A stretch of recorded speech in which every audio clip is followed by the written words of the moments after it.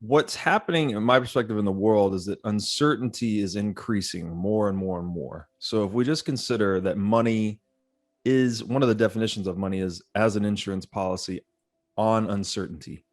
We see a lot of people sitting on the sidelines. A lot of this is individuals, institutions sitting in cash, right? Banks are heavily positioned in cash right now. Everyone's expecting there to be some type of downward movement if central bank policy intervention does not keep its current pace. At the same time, you're creating inflationary pressures on the dollar, which is that the dollar would be losing purchasing power relative to goods and services.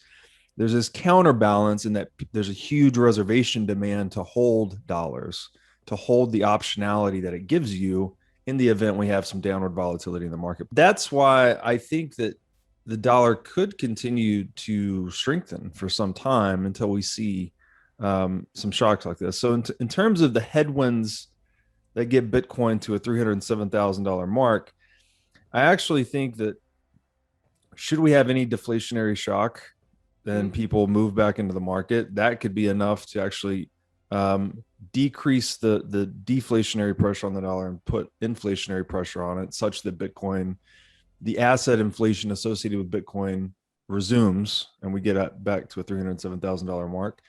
But I also think that the actual diminishing of the dollar, we're not really going to see that until kind of quarter three, quarter four of this year. It typically takes about 18 months for this to wash through the system.